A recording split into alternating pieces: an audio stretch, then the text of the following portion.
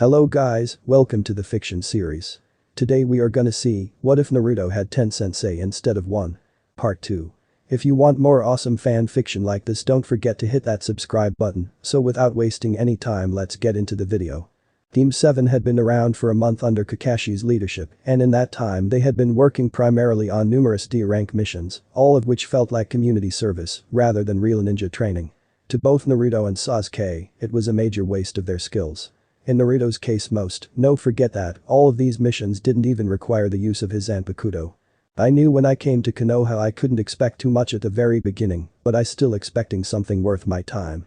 Naruto groaned as Team 7 went to the Kage Tower, having just completed a mission to retrieve a lost cat. One that acted like it wanted to stay lost. This is the 10th time we've done this mission. If I had to do it one more time I'm.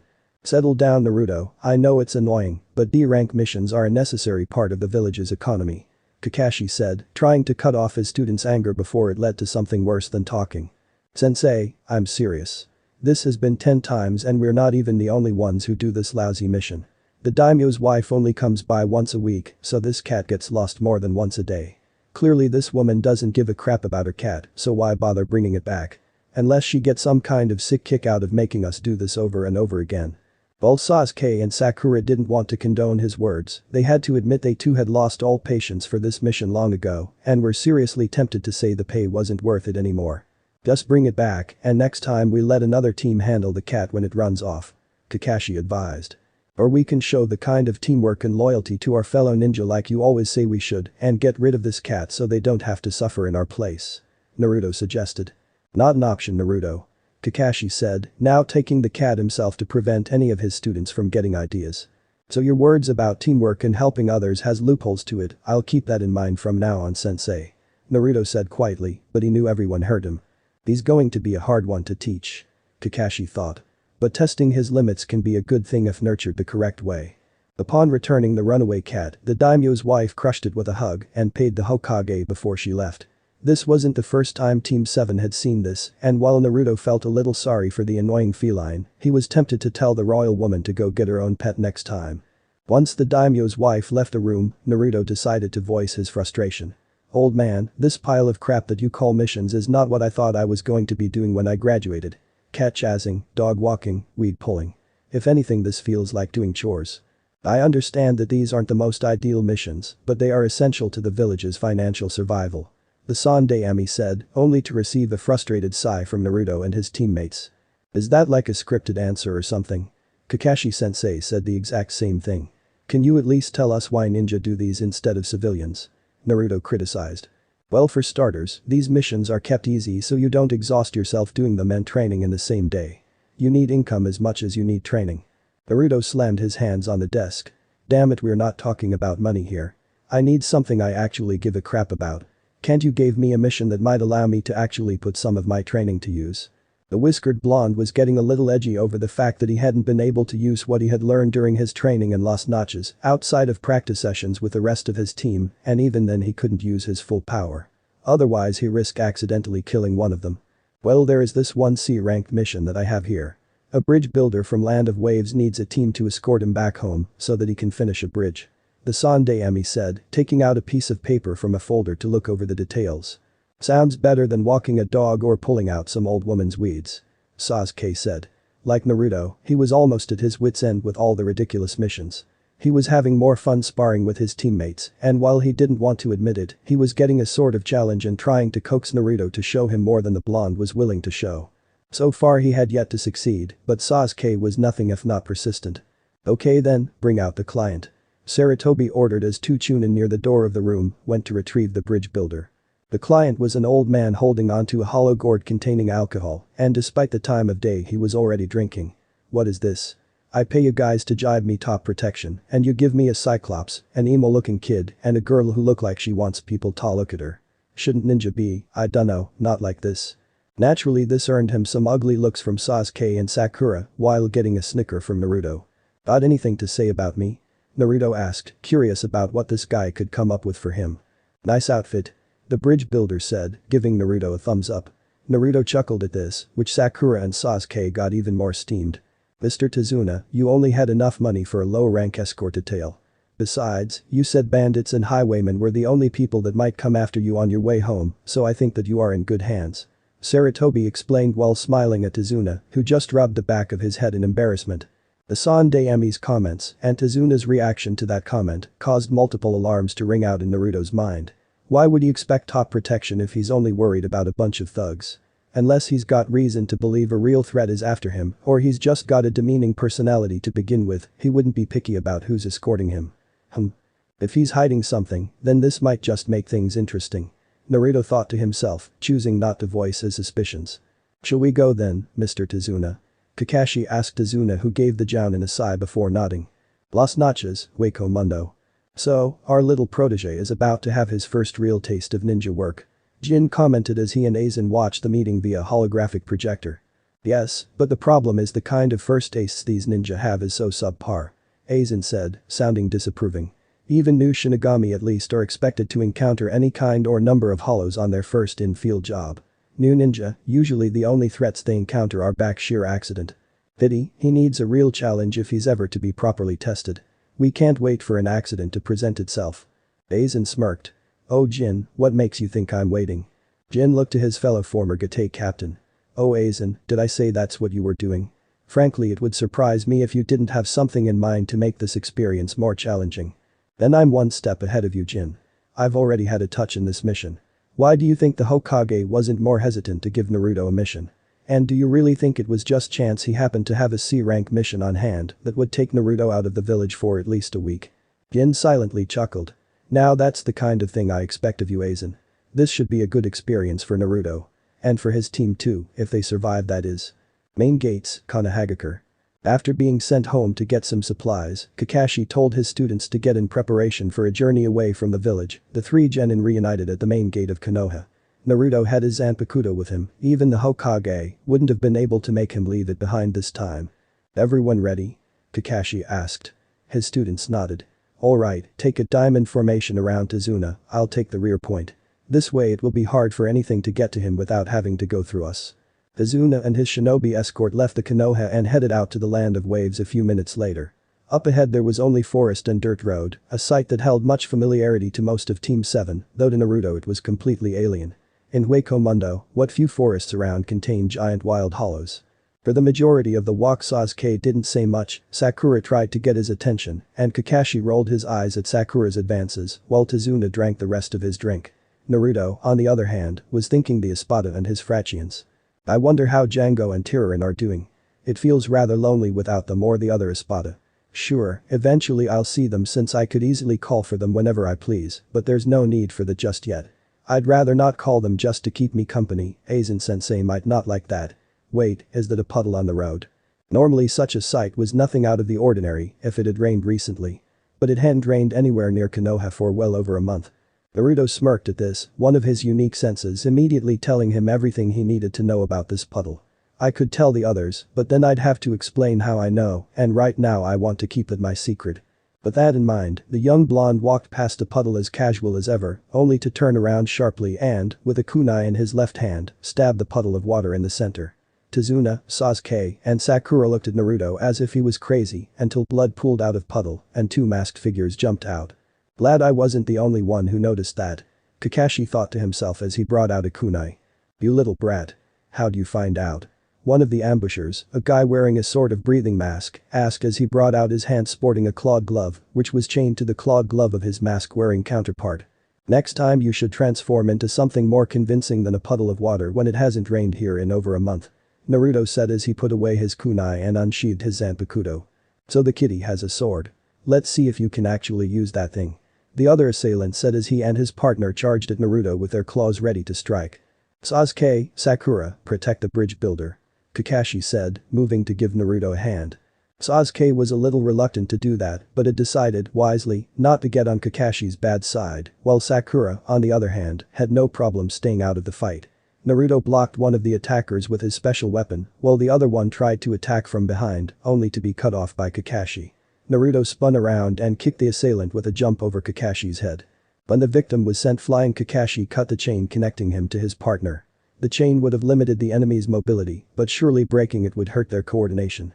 Naruto then returned to the one he had previously blocked, who used the severed chain and wrapped it around the blonde's ankle.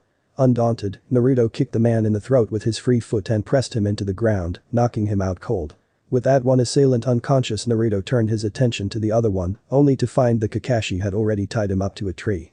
"You know, I could have taken them both," Naruto said, a little disappointed that Kakashi had stepped in during the battle. "I know, but where's the fun in letting my students do all the fighting?" the silver-haired Jounin rhetorically asked, giving his pupil an eye smile. "Anyways, why don't we find out who this guy is?" Naruto said, looking at the bound masked man. "These two are the demon brothers of Kiri, best known for using poisons and ambush attacks. The one you took out is Maizu, and the one we have here is Gozu. They were both ninja from Kurigakure, but had defected a while back. Now they're just a couple of missing nins," Kakashi said. Naruto nodded in understanding, then looked at Gozu closely. "So tell me, for what reason would a couple of missing nins like yourselves have to attack us? Don't say it was random, the fact you disguised yourself, however poorly, shows this was premeditated. You knew we were coming, and you felt we were worth the effect to ambush. So what's the deal?" "We were assigned to kill the old man so he couldn't finish his bridge," Gozu said, seeing no reason to resist. Naruto frowned at him upon hearing this revelation. "You say you were assigned? Who assigned you?" Gozu scoffed. "You're gonna run into him sooner rather than later, you little punk, and when that happens, you and your team are as good as dead." He let out an evil chuckle, but Naruto just smirked. "We'll see about that," the blonde Jinchuriki calmly said before he knocked Gozu out with a hit to the head. "Tell us what this mission really is about, sir," Kakashi demanded of Tazuna, giving him a firm look. The genin gave dirty looks instead. "The Hokage specifically said you were unlikely to attract any kind of trouble beyond the kinds of threats that any common traveler would chance upon. But here we have claims that you're being specifically targeted by someone willing to send out assassins. So tell us everything, or next time we let the assassins get you." Not willing to test if the Jounin was bluffing or not, Tazuna let out a sigh. "I guess there's no reason to keep hiding it from you anymore. A powerful businessman and criminal boss by the name of Gato has been oppressing both my village and country. Gato runs a shipping magnate which he also uses as a front for smuggling various kinds of contraband and has taken over the shipping lanes into my country, which is our only way of getting supplies in and out of our country." "He took over all of them?" Naruto asked, finding this suspicious. The old bridge builder nodded. "Yes.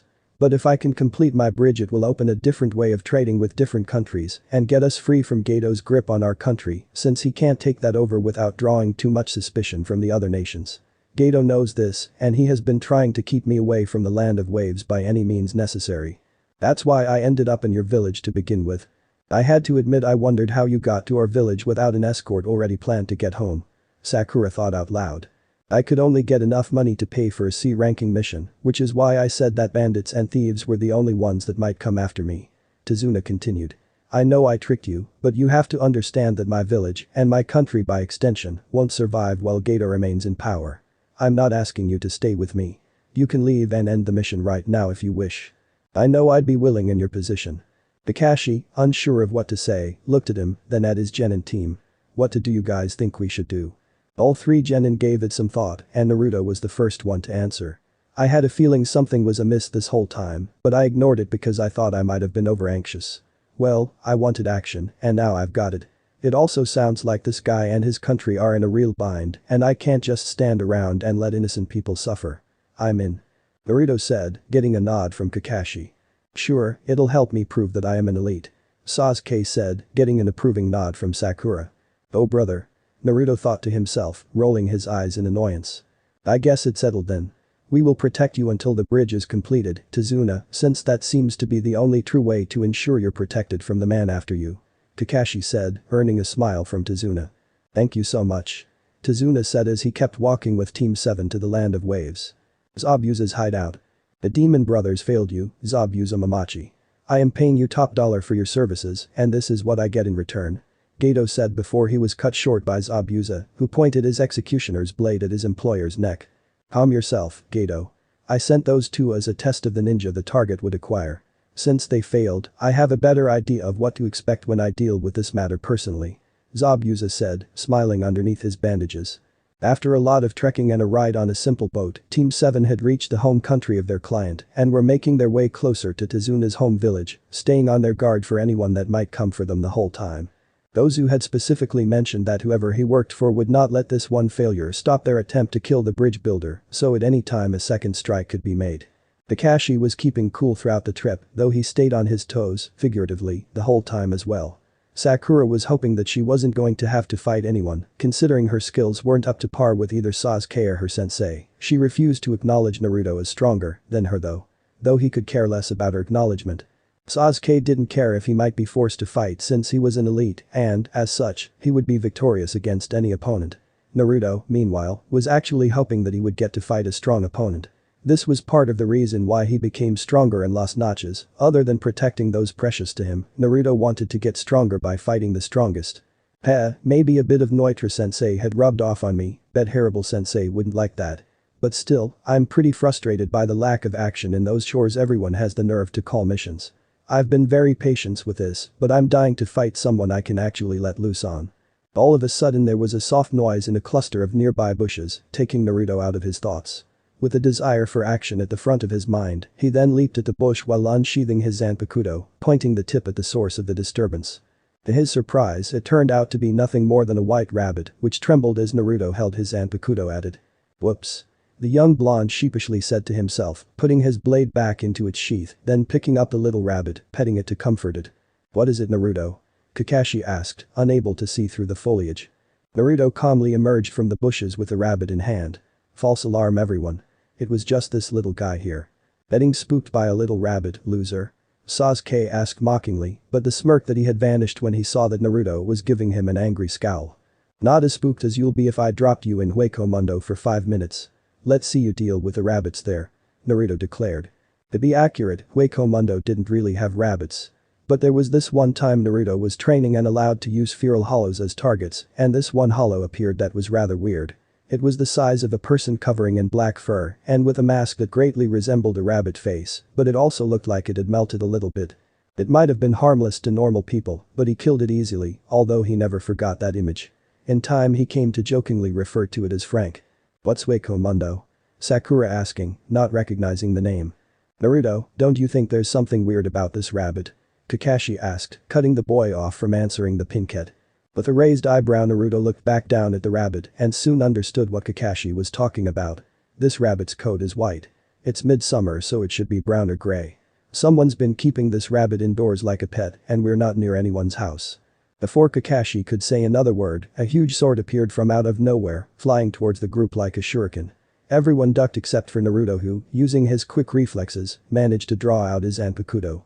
He spun underneath the spinning blade and thrust his own into a hole in the sword as it passed above him, causing the blade to spin around his Zanpakuto until it settled down towards the guard. Naruto pulled his Zanpakuto out of the hole of the huge blade. Upon closer inspection, it was a very large sword shaped much like an oversized butcher's knife. "Not bad, kid. I didn't expect someone to maneuver that fast," a husky grim voice said from the shadows. Everyone looked up in the trees and saw a bare-chested man about Kakashi's age wearing dull blue pants, a black strap on his torso, white wrap around his mouth, white and brown cloth covers on his forearms and calves, and a hit-8 with a metal plate on the side of his head, making it hard to see the symbol. "This is quite a large blade you have here. Are you compensating for something?" Naruto asked. The newcomer narrowed his eyebrowless eyes at him. "You better watch your mouth, kid, or I'll show you how to really wield a blade." Rather than look scared as expected, the young Konoha genin simply grinned.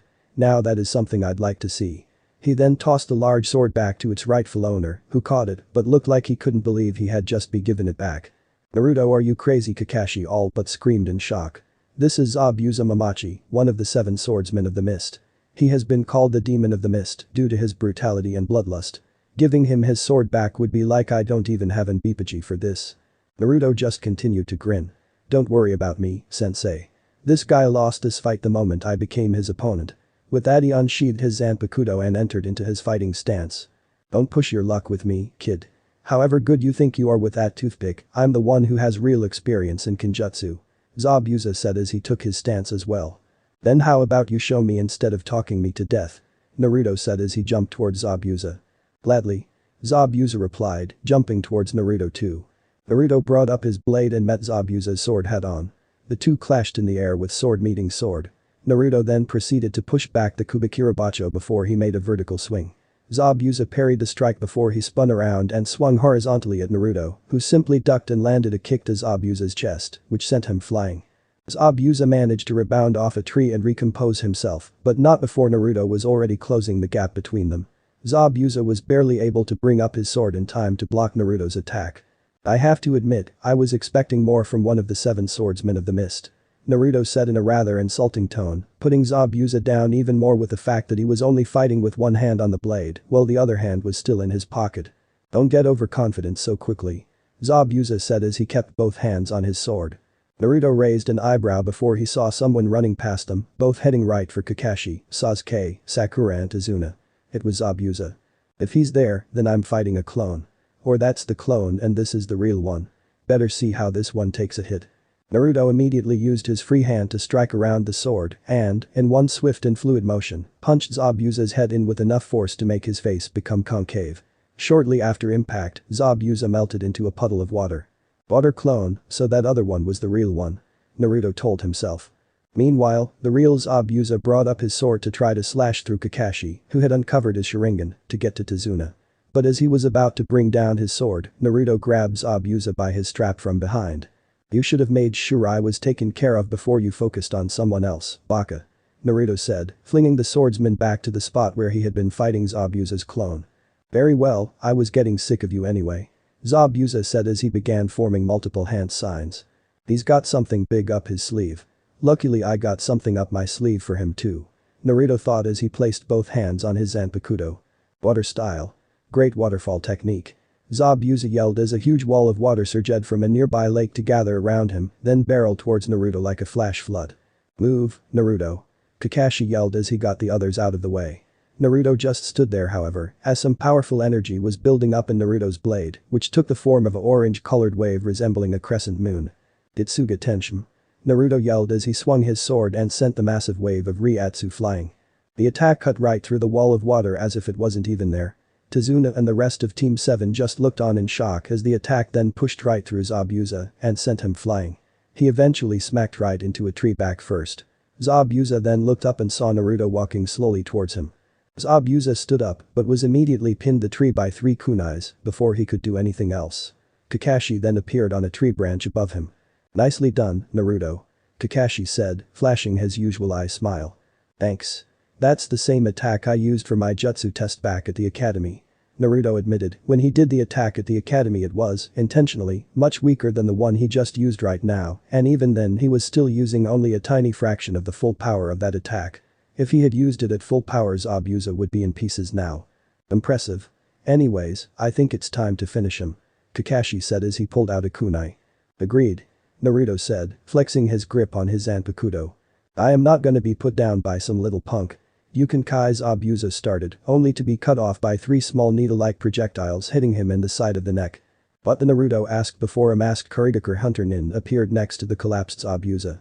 Thank you. If it had not been for your intervention and strength, I don't think I would have taken Zabuza down. The hunter ninja said as he looked down at Zabuza. Yes, he's dead. No prob, always happy to help someone with a problem. Naruto said, sheathing his Zanpakuto now that the fight was over. At the same time Kakashi covered his Sharingan, and thanks to having barely used it, he only felt a little winded in terms of chakra loss. Like he had done a normal workout. Now then I will take him away and dispose of his remains. The hunter ninja said while picking Zabuza up off the ground, hefting a little from the limp weight. Don't you think you should take care of that now? I mean that is how you guys do things in your department, right? Naruto asked, getting a little suspicious. You're quite clever. The problem with that is that we hunter nins also dispose of the body where no one can see us doing so. Best way to ensure you don't learn anything via observation rather than examination. We'll definitely meet again, though. The hunter ninja said before taking off with Zabuza. That was an accomplice of Zabuza's. This fight isn't over yet. Why else would they say we'll meet again for sure? Naruto said, getting an agreeing nod from Kakashi. You're right, but for now let us get Izuna to his home so that he can do his job and we can do ours, Kakashi said before he walked back to Sakura and the others with Naruto next to him. This mission just keeps getting better and better. Naruto thought to himself, smiling with sheer excitement. As they walked Sasuke and Sakura came up beside their teammate, if they weren't walking they would have stood in front of him instead. Where did you learn how to fight like that? Sasuke pressed. In Hueco Mundo, my home away from Konoha. The blonde answered. And where is this place? I don't remember ever reading about it. Sakura asked. Not all knowledge is gained from book Sakura. Where is this place? Why were you taken there? What kind of power were you given that can make you this strong?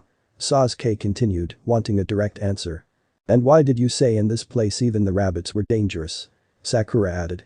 Because they are. Naruto answered, still as simply as ever. Will you just give us a straight answer? Sakura yelled. Naruto cleaned out his ear. I have been giving you straight answers. You just don't need to know all the details. And what makes you think that? Sasuke demanded, not liking how Naruto was being secretive. Because you don't. At that both the emo Avenger and short-tempered Pinkett grabbed their blonde teammate and forced him to stop. Damn it you baka. You went on about how we're teammates and yet you refuse to tell us anything about yourself. Stop keeping secrets from us and tell us what we want to know. Sakura shouted. I could put a stop to this, but I know Naruto is more than capable of doing that as well. Let's see what he does before these two push their luck with him more than they just did. Kakashi thought as he witnessed this. Naruto responded first by batting away both hands simultaneously with both arms and looking at his teammates with a glare that promised pain if they decided to try that again. Are you too stupid or something? You say I've been keeping secrets. You just haven't bothered trying to get to know me. Ever since this team formed I've tried to get to know you too and all you ever do is brush me aside. Every time. That hit a nerve with the other two genin and they knew he was exactly right. For the first couple of days Naruto had tried to make small talk and asked questions so they could know about each other beyond the simple introductions they originally had. But Sasuke had kept his lips sealed as if conversing was boring and Sakura told him to buzz off as if somehow him trying to be polite was offending her. Are you two allowed to keep things to yourself, but I'm not? You're allowed to ignore me, but I'm not allowed to ignore you? Naruto asked, his glare still piercing into them. I've tried to be a teammate, but you two have not. I've tried to make this unit have some common ground, but you both prefer to widen the gap. I'm not your teammate to you, I'm just someone to put up with, someone who gets assigned the same jobs. So don't go thinking I owe you any explanations. You get what I feel like sharing, and maybe if you ever prove me wrong, then I might be willing to give you more. Until then, you get as much from me as I get from you. But that he walked right past them both and went on ahead of even Kakashi, not trying to get away, just keep walking. The Jounin of the group looked to his other two students. Well, don't just stand there. We've got to get Tazuna home. Yeah, I don't want to be attacked a third time. Tazuna commented. The group resumed their march to their destination, with Sasuke and Sakura keeping some distance from the whiskered blonde. Sasuke-kun? Sakura asked quietly. She got no response, but she saw Sasuke was listening. We haven't done anything wrong, right? I mean, he's just overreacting, isn't he? If you really believe that, then why do you need to hear me confirm it? The Uchiha asked back. Sakura looked ahead at the back of her teammate. He's got to be overreacting. I mean, so what if we've been indifferent to him? He just waltzed in one day out of nowhere and started acting like he's better than Sasuke-kun. And he flat out attacked me in class when I was just defending Sasuke-kun. Why would we want to be friendly to him? Yet despite all this attempt at self-reassurance, a nagging thought kept creeping into her mind. What if he's not overreacting? What if he's not trying to be rude but is just reacting to our own attitude to him? Sasuke at the time was also looking at the situation through a mental filter. He's hiding something. He got power and he's trying to keep it to himself. That sword he's so fond of must be part of it. If I can figure out how he uses it, then take it for myself, and any other power he's hiding, then Itachi would be history. Sasuke barely smirked to himself, but it was there. Naruto and his team had finally made it safely to Tazuna's village, with their client in tow. And, to be blunt about it, the town was in dire straits, practically nothing but slums. There were children on the streets, some too impoverished to even beg, prices on all kinds of goods were sky high, and homes were being foreclosed. Spiderwebs and trash were all over the place, as if the scenery needed to emphasize how impoverished it was. All that was missing was a banner saying "Welcome to Wave Country, we're poor as hell." Naruto found his anger rising with each glance at the place.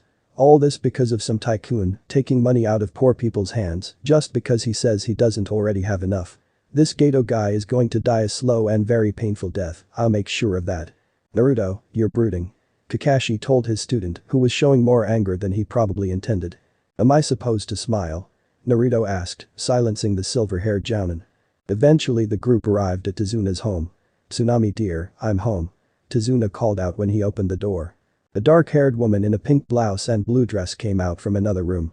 I'm so glad you're safe, Otu-san, she said before hugging her father. Looking over his shoulder she saw the Konoha ninja. Oh, hello, are you the ones who protected him? Thank you for that. No problem. If it's not too much trouble, will you be able to provide a room for us while he complete the mission? Kakashi asked. I believe so, though it's just one room. All four of you will have to share. Tsunami answered. That's okay, we had to sleep in close proximity on the way here. Doing it indoors will be no different. The Jounin reassured her. After they had settled into their provided room, Kakashi wanted to have a discussion with his students. What's up Kakashi-sensei? Naruto asked as he sat down with the rest of his squad. As you all know, Zabuza is down, but he is certainly not out. I suspect even now that he is gathering up his strength to come and attempt to kill Tazuna again, but it's likely he won't be able to do that tomorrow. While we have the chance to prepare for that, you all will need to get some training done. We'll rest for today, but tomorrow I will teach you some new techniques. I will also send word to Konoha to provide us some backup.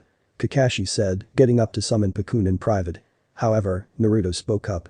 Actually, we don't have to wait for backup. I can get us some help right now if you want. Boo. Kakashi asked. As team leader, he was naturally and professionally intrigued by this revelation his student had secret assistant. My Frachians, they're basically my personal followers that are nearly as powerful as I am. I can bring them here though a portal that works as a shortcut to Hueco Mundo. You have followers? Sasuke asked, disbelieving. And you don't? Naruto asked back, eyes shifting to Sakura to prove his point. Mine at least can do more than compliment me though. I can do plenty. Sakura insisted, a little offended. Naruto shrugged. You must have done it when I wasn't looking. Enough you three. Naruto, have your Frachians come here tomorrow. Kakashi said, suddenly liking their odds in their upcoming battle with Zabuza. That evening Tsunami called them all in for dinner and had 4 plates set out for the shinobi, but when they sat down they noticed something. Tsunami-san, who's the extra plate for? Sakura asked. Oh, my son Inari is out by the sea. He'll be back soon. The mother answered. As they ate, Sasuke eyed Naruto's Zanpakuto, lusting for it after seeing the destruction it could do. Naruto said that sword would never listen to anyone's will but his own, and that it would reject any other wielder, using very violent means to do so. How dumb does he think we are? It's a sword, a slab of sharpened metal, it has no will of its own, and therefore can't care who holds it. I will have it in my hands once he's not looking. Sasuke, whatever ideas are going through your head about my sword, I recommend you stop. Naruto spoke up, surprising the Uchiha that his gaze was noticed. And why is that? Sasuke asked, a subtle tone of challenge in his question. At this point, Inari came into the room and was surprised to see 4 strangers in his house with his mother and grandfather. Who are you? He asked. Inari, these people are ninja from Konoha. They protected your grandfather as he came back home and have decided to guard him while he finishes the bridge so we can be free of Geto. Tsunami explained, smiling at her son. Unlike her initial reaction, Inari frowned. They're just more fools coming to meet their deaths. Geto is too powerful to be stopped at this point. He then went up to his room, ignoring dinner entirely. What's his problem? You'd think he'd be happy we're helping. Naruto asked. Several years ago, a man named Kaiza saved Inari from drowning. After that day he basically became the boy's father. One day not too long ago, Kaiza stood up to Geto and ended up losing his life because of it by being publicly executed. Since then Inari has been somewhat downtrodden. Tazuna said, the sadness of the memory clearly showing on his face. A similar look was on Tsunami's too. That's really sad. Sakura said as she felt sorry for the kid. Sasuke, on the other hand, paid no mind to this. Big deal, I lost a real father. Kid's got nothing to bitch about. He'll change his mind when we're done here. Naruto said as he set down his bowl and got ready for bed. Next morning, Wave Country. Team 7 went to a secluded place within the forest outside Tazuna's house to begin their training. Before we began, Naruto, can you contact this backup of yours? Kakashi asked. No problem.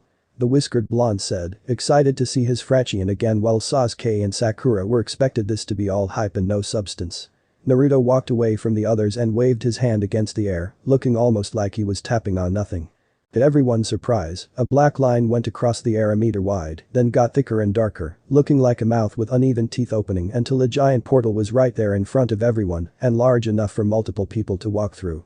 Kakashi, Sakura, and Sasuke were, not surprisingly, a little freaked out by the sight of a portal opening up out of nowhere. What the heck is this? Sakura asked. Jiren. Django. Come on out. Naruto yelled as he looked into the blackness of the portal, ignoring his teammate's question. Naruto-sama. Tyrion yelled from the portal as she lunged out and tackled Naruto. Good to see you too, Tyrion. Naruto said, giving a small smile to her once he got out of the Arankor life-squeezing embrace. She was waiting for the time when you would call for us. Django said as he walked calmly out of the portal. Glad to see you missed me, Django. Naruto said after he got up off the ground, closing the portal behind him. How what this is impossible. Sakura muttered, unable to comprehend this. Everyone, these are my Frachians, Tyrion and Django.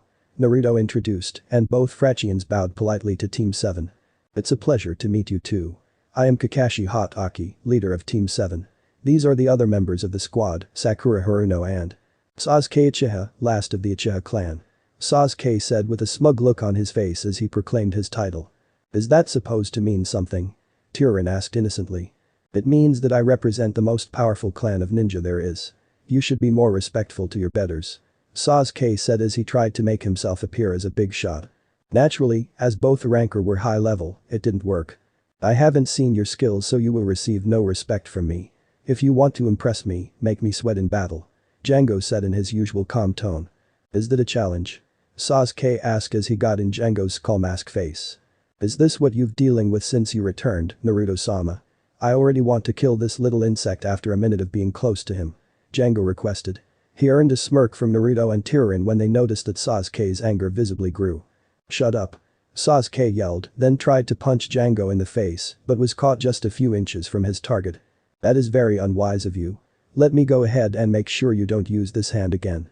Django said as he began to unsheath his Zanpakuto out with his free hand. Let him go, Django. Though I hate him just as much as you do, he is still on my team and I need him to be back in Konoha alive and with all his limbs intact. His ego on the other hand can be torn to shreds though. Naruto said. Django took a deep breath. If you say so, Naruto-sama. He then released Sasuke and sheathed his Zanpakuto before standing beside Naruto. Why are you two calling him Sama? You're both older than him and he's nobody. Sakura complained, a bit unnerved by the ranker's aggressive approach to Sasuke. Because we like him and respect him. Tyrion answered. You respect this baka, but not Sakura asked, but was silenced by something that felt like the physical presence of anger pressing down on her. Yet it felt cold, like someone was stepping on her grave. We do not have to justify our allegiances to you. Just remember girl, at Naruto-sama's command we would rip out your heart. If you're smart, you won't give him reason to order it. The male ranker warned, scaring the Pinkat and even the Uchiha. Thanks Django, I think you made your point now. Naruto said, and he released his spiritual pressure. What was that? Killing intent? Sakura asked. Sort of, only a lot more effective. Naruto answered, deliberately vague.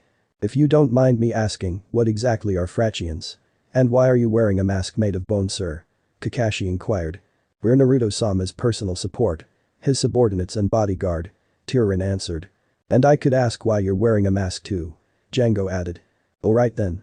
Kakashi replied, choosing not to draw more attention to his facial covering. He kind of liked hyping up curiosity over it.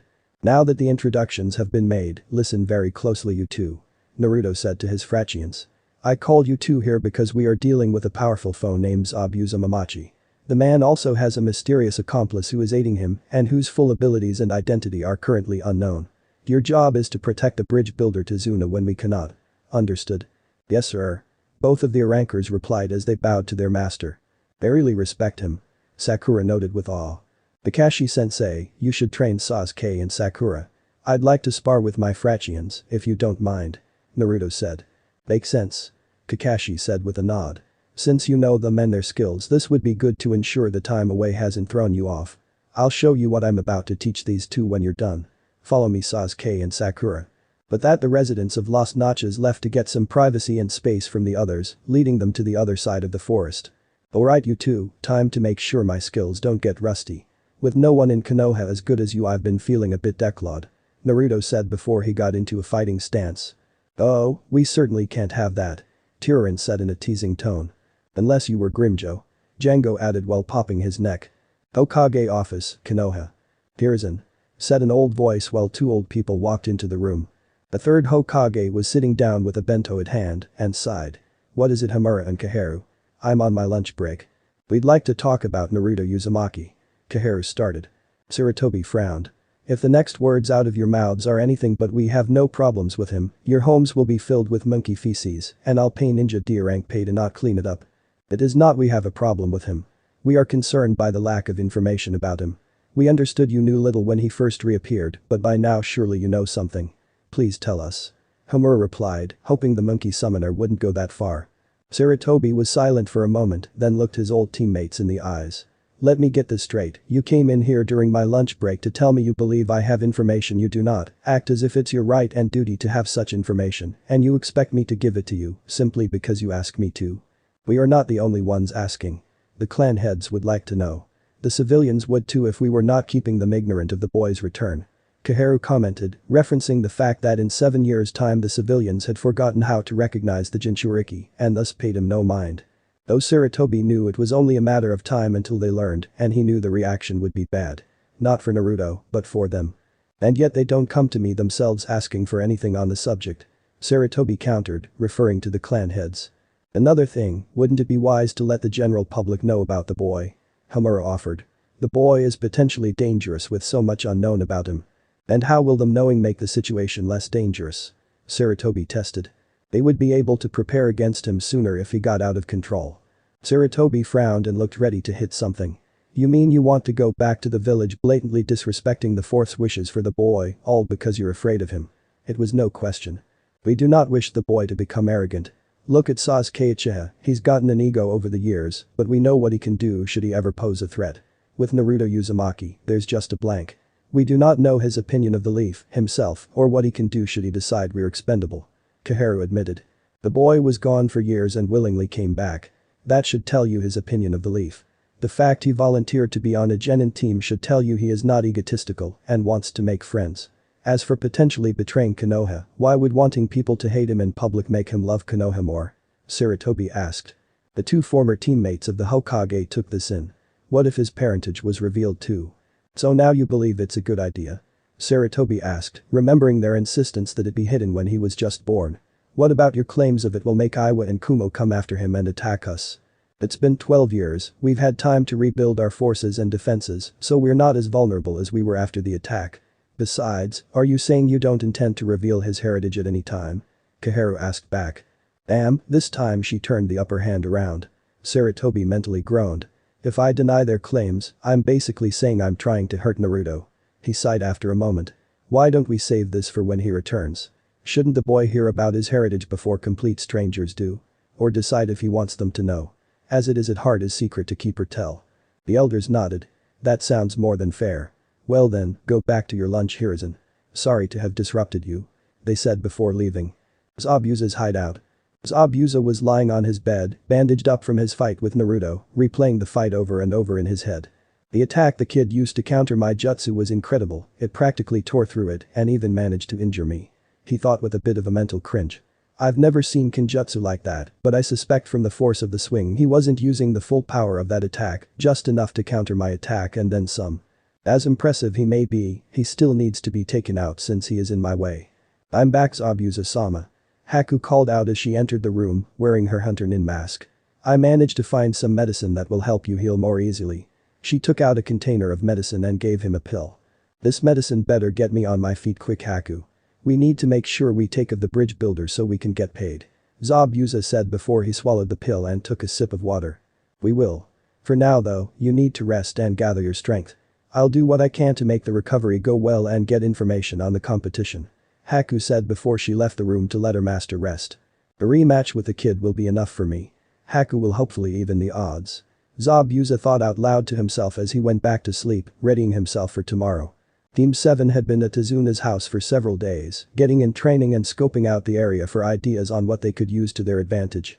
Kakashi was completely certain that when Zabuza returned the two places he was most likely to do so were Tazuna's house or at the bridge itself, the only two places he can guarantee the old man would be at on any given day. And the odds were the bridge would be the location selected for the surrounding water would best work to the rogue Kirinin's advantage. Unfortunately trying to counter that with something that the Konoha could use to their advantage was proving difficult. They had mentioned hiding extra weapons or tools there ahead of time to surprise Zabuza with, but considering they didn't know who was working for Zabuza, or by similar virtue who was willing to sell Tazuna out to Gato by this point. Any prep work on the bridge was likely to lose the element of surprise. In the end, it was decided that the majority of the fighting would be handled by Kakashi, Naruto, and the two Frachians, while Sasuke and Sakura focused their attention to anyone or anything Zabuza might use to sneak past them. After a week of practice and attempts to get the genin better coordinated, which was a battle in and of itself, all they could do was hope luck was on their side. As Kakashi put it, luck won as many battles as skill did. On the morning of their 7th day in Wave, Naruto woke up and stretched. I hope this fight goes well and is more exciting than last time, it's been pretty boring for the past few days. I mean, the most interesting thing to happen so far was seeing that girl looking for herbs for her father. I don't know who she was trying to kid, but she definitely works for Zabuza, her Raishi was far too much to be an ordinary girl. And I don't care what she said, that Raishi was too feminine for them to be a boy. As he propped himself up, the first thing he saw was his still sleeping Frachians, since the 3 of them didn't sleep in the same room as the rest of Team 7. Django was sitting Indian style with his arms crossed and his back against a wall while he slept. Turin meanwhile was leaning against Django's shoulder in a rather content style. Naruto smiled at his Frachians' apparent closeness. Glad to see they're still the same. The 2 of them have always been very close even before they became a ranker. They're probably the closest thing to siblings anyone in Hueco Mundo had ever seen, heck they probably are siblings for all anyone knows. Stark-sama and Lilinet would come close but, given the reason for their bond, it doesn't count. Naruto silently crept by the rankers and tiptoed his way out of the room so as to not to awake them. They had also been left exhausted from the many training sessions with Naruto over the week, but they didn't complain. It was fun for them too. Naruto made his way downstairs and found Tsunami washing dishes in the kitchen. Tezuna's daughter heard Naruto coming down the stairs and smiled at him when he appeared at the entrance. Well, there's the sleeping warrior. I was wondering when you were gonna wake up. Tsunami said as she set down the dish before she grabbed another dirty one to rinse. Good morning, Tsunami-san. Where's my team and sensei? Naruto asked as Tsunami set a plate of breakfast out on the table for him. They left with my father to guard him while he works on the bridge. Your sensei thought it best for you and your friends to rest up. Tsunami said as Naruto ate his breakfast. Around the time Naruto was finishing was when Inari walked in, his eyes still full of anguish and anger. He had held that look all week, but he never lashed out. He came close one time, but being around Django and Turin scared him, so he kept his mouth shut. He glanced at Naruto and was about to walk away with his mouth still shut when Naruto spoke to him. Don't you ever get tired of being angry, boy? Inari didn't respond, but he turned around, giving an expression that seemed halfway between bothered and caught off guard. For as long as we've been here your aura has been flooded with anger, restrained but not repressed. So much anger in you, and some of it at yourself too. Thanks to your grandfather sharing some details I can understand why, but if you think doing this will help you in some way then trust me it won't. Anger and resentment just mask a hollow feeling that will eventually be literal. Inari was naturally confused by this since Naruto was referencing the creation of hollows. Most hollows came from the resentful souls of the dead, who simply could not get over an injustice of some sort they experienced in their life, and it didn't matter at all if the resentment was justified or not. Being able to justify your bitterness never saved a soul from turning into a hollow. Inari glared. You're saying I'm not supposed to be angry at Gato for what he did to us? I'm saying you shouldn't be intentionally keeping yourself in a bad mood. Your father was a good man who was willing to die in order to stand up for what he believed in. You should be following in his footsteps and making his sacrifice mean something instead of sulking about how much you miss him. Sacrifice? What sacrifice? My father was killed by a man who made him helpless and he wasn't able to do anything about it. No one in this lousy town was or even tried. You want me to follow in his footsteps? Look where they led him to. I will not make a stupid mistake like that. Hearing this, Naruto simply shook his head. He realized that the boy was going to need a rude wake-up call, so to speak, if his message to him was to reach him. You're afraid of dying. I get that, that's a completely natural feeling, and you shouldn't feel bad for wanting to stay alive as long as you can. But let me ask you something, Inari. Do you think that Gato will just go away if you just give up like this? Do you think that feeling sorry for yourself and crying like a little baby will make him and his thugs leave? The younger boy gave no answer, but he still looked upset. Tsunami meanwhile paid close attention to this conversation while still washing the dishes, doing a good job of looking like she was just minding her own business. Then if you want things to improve, do something about it. Gato's not going to leave until there's nothing left to take, and even then when he does leave he's going to put someone on his peril here in his place to take anything new that comes up in his absence. Your father may not have succeeded, but he had the right idea of what needs to be done. Naruto said with a very intense look in his eye and a calm and serious tone in his voice. Inari looked at him, looking more like he wanted to cry than argue. What do you know? You never lost your father. That's where you're wrong. I lost my father before I could even know him, Naruto said. In fact, both of my parents died the day I was born. I never knew them, well you at least can remember your father and still have your mother. And yet you're acting like you've lost everything. You've given up before you've even started." Inari was wide-eyed at this. Tsunami kept up her act, but she was just as surprised to hear this. "Understand this, Inari. Gato is indeed a dangerous man, but only because people like you let him walk all over you. He'll only go away when you and the others are willing to stand up to him and refuse to let him push you around. Just as your father did, and just as your grandfather is trying to do, you need to stand up for yourself. If Gato pushes you down, you have to get up and push back.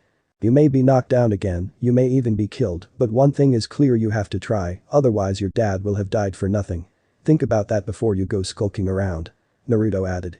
The blonde genin then got up and went back upstairs after finishing his little lecture, leaving Inari to reflect on what he just said.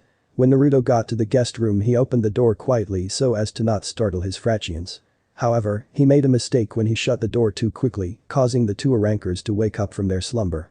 Django woke first, with Turin doing the same a second later, and they looked right at each other before both jumped back in embarrassment, much to Naruto's amusement. Turin blushed heavily while Django stood up straight and coughed a few times. "Good morning, Naruto-sama," Django said while he tried to regain his composure. "Good morning to you both," Naruto said, having decided to not embarrass his Frachians any more than he had. "What is the mission today, Naruto-sama?" Turin asked as she smiled promptly at her master. "I guess we have to go to the bridge now and protect the bridge builder." "Until he-ha," Naruto said before he was interrupted by the sound of a crash of some sort coming from downstairs. Naruto held up his hand to keep his Frachians still before whispering to them to wait for his order. Naruto then tiptoed downstairs to see what was happening. He found Tsunami being held hostage by two bandits while Inari was standing across from them. "Why are you here?" Inari asked as one of the thugs, one of his eyes covered by an eye patch, held his mother hostage while the other thug, who had white hair, stood in Inari's way. "Our boss wants us to kidnap you and your mommy, so we have a bargaining chip in case that Zabuza guy fails to take out the bridge builder," the eye patch thug said, then flashed a psychotic grin. Inari was terrified, he knew he had no chance of winning and, in any other situation, would have considered surrendering. But something happened. Maybe it was Naruto's words which were still fresh in his mind, maybe it the fact that surrendering would have meant that he basically gave up his mother to Gato, made him too angry for his fear to take hold, or maybe it was just a rash decision that was made on instinct in the sudden heat of the moment, but, whatever was the case, Inari did something he never imagined himself doing. He held his ground. "No. I won't let you take her," Inari said as he charged at the man, only to be swatted away by the other thug. "Play the hero and expect to get killed, kid," the white-haired thug said as he brought up his sword, ready to kill Inari. Inari closed his eyes and waited for the coming blow to end him before he suddenly heard the sound of a painful grunt and the collapse of a body to the floor. Inari opened his eyes and saw Naruto standing in front of him, his sword unsheathed, and the white-haired thug on the floor dead, a stab wound located right where the thug's heart used to be. "So you finally decided to stand up and fight, huh?" Naruto asked as he flashed a reassuring smile at Inari who, not surprisingly, was shocked at seeing the scene before him. "You little gaki," the eye patch thug yelled before he tossed Tsunami to the floor and charged at Naruto. Before he could even 3 steps towards Naruto, however, he stopped dead in his tracks with a pained expression on his face.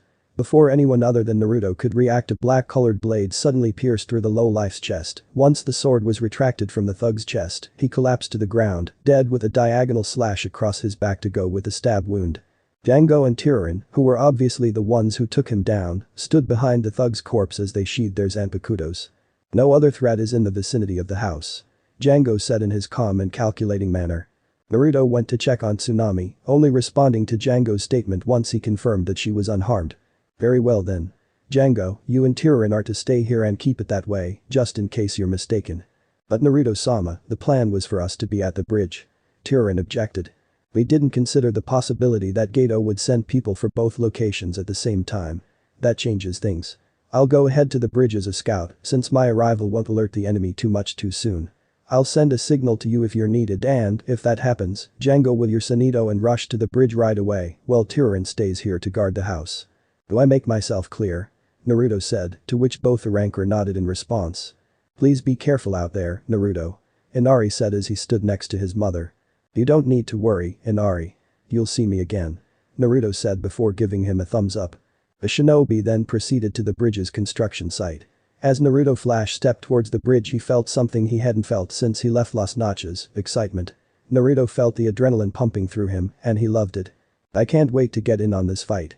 I finally have a chance to display some of my skills in a true fight. Even my Zanpakuto is itching for a fight. Time to put my training to use." he told himself while shunpoing towards the battle.